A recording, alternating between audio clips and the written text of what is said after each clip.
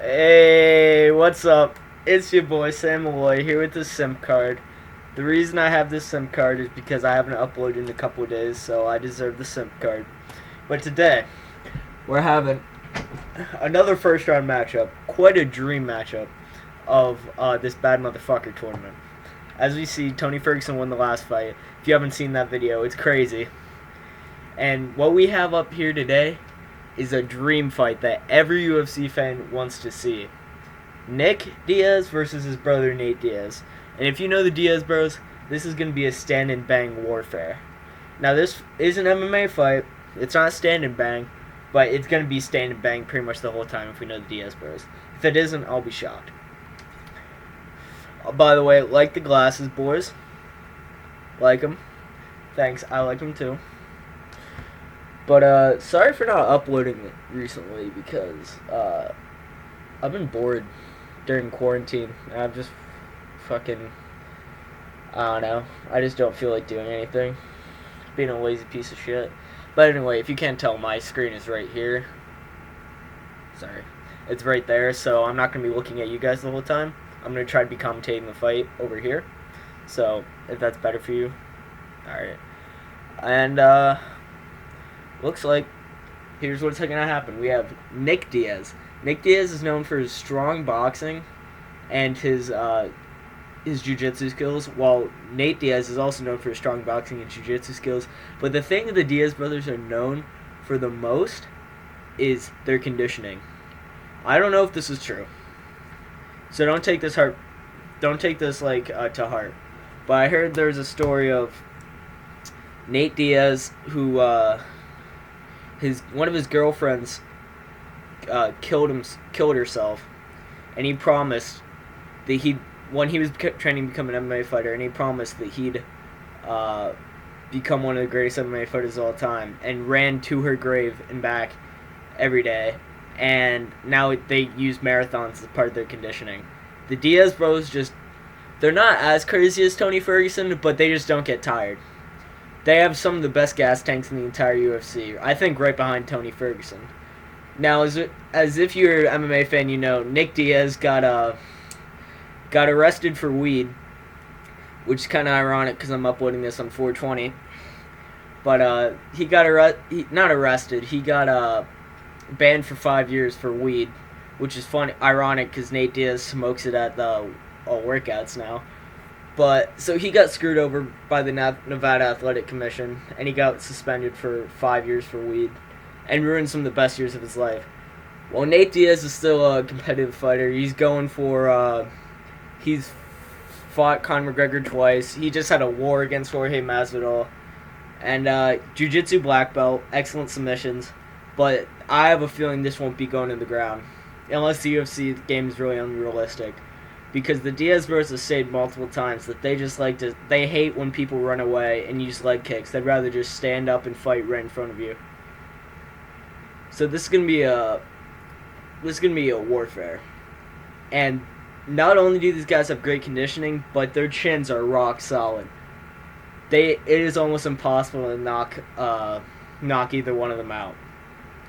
Now, Nick Diaz does have the power advantage. He does have weight on him.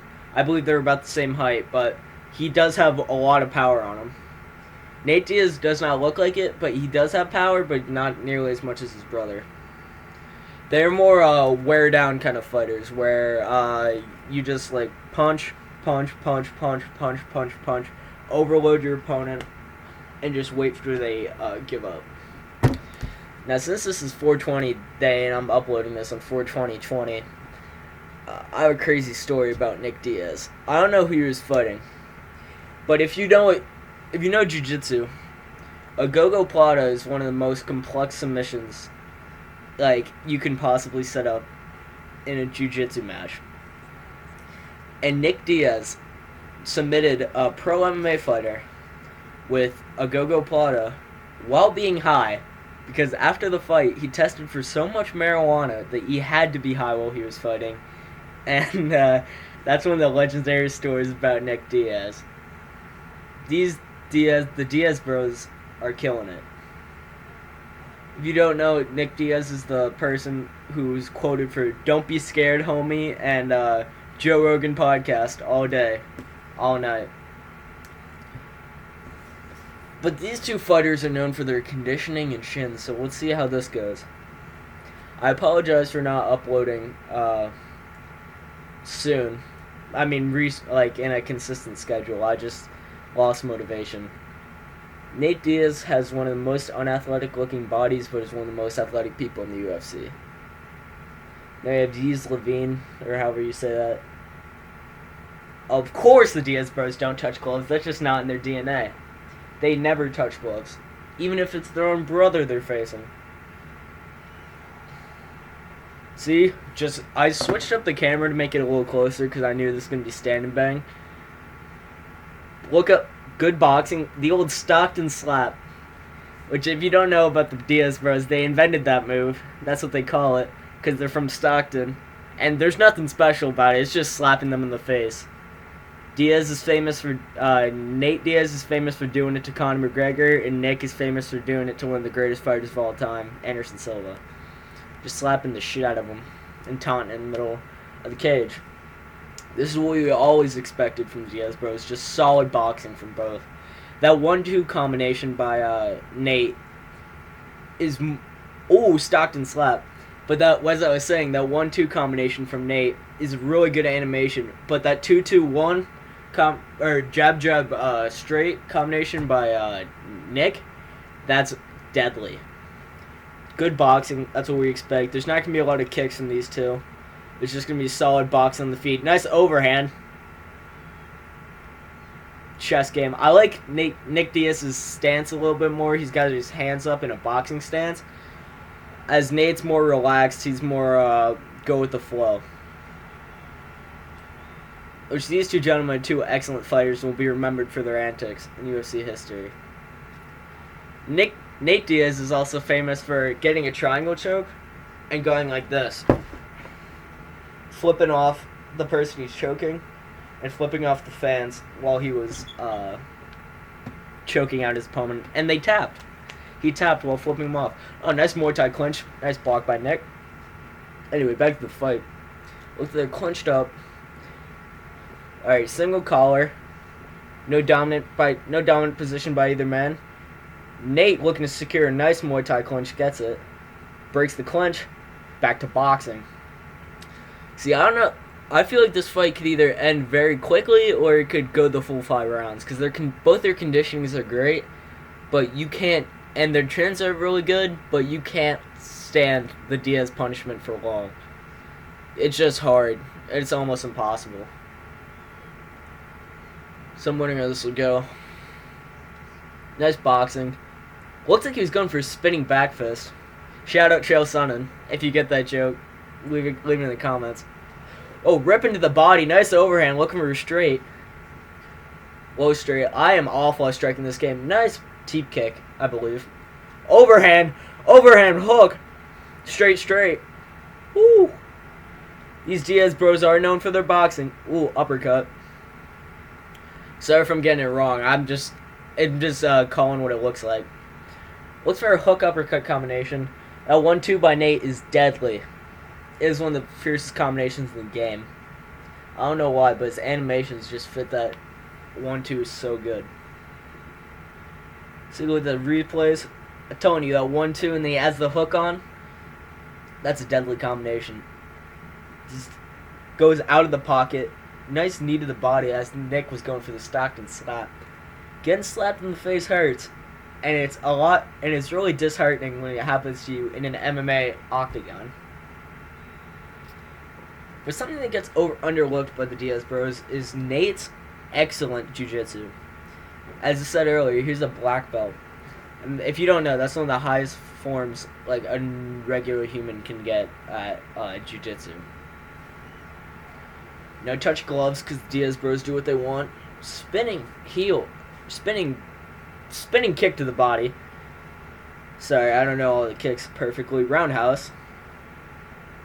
Nick has more kicks in his arsenal, but he rarely uses them. Just a chess game between these two. Rip into the body while it gets caught up top. Nick looking rough. I have a feeling it's going to end on a jab straight or jab hook. There's not a lot of head movement between these two, but when one of them does, it'll be over. It'll be lights out. Nice hook. Either one of them get rocked, it's just a normal day for Diaz, bro. Oh, uppercut. But, oh, he's knocked to the floor. But remember, Diaz brother gets hurt, it's just a normal day. Nick looking like, it's like he's bleeding from the mouth. Which, if this game was realistic, there could be a doctor stoppage, but I don't even think that's possible in this game. Which is why I think it kind of sucks, but, ooh, nice hook. Slipping the straights and jabs. Nate seems to be the more evasive fighter. Just testing out the range. Looking for a roundhouse. This fight is going interesting. Single leg stuffed by Nate Diaz. Ooh, looks like he's going for a body teep. Trying to create that space. Looked like he was expecting a straight to slip. Going for a hook. Diaz gets rocked, but it's just a normal day for Diaz, bro. I was having this thought right before I filmed this fight. I was like, they should really have Joe Rogan swearing in this game. I know he doesn't do it in real life, or at least he doesn't try to, but that'd be hilarious if he was like, and Nate Diaz gets fucking kicked in the head. Which I think that would make the game a 10 out of 10. I wouldn't care about all the bugs and everything like that. I wish just Joe Rogan would swear. It's number one on my wish list.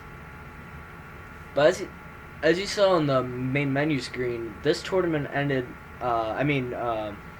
sorry for that. Ferguson submitted Masvidal in round 2, and it does not look like either one of these two will be getting a submission off, or even a knockout.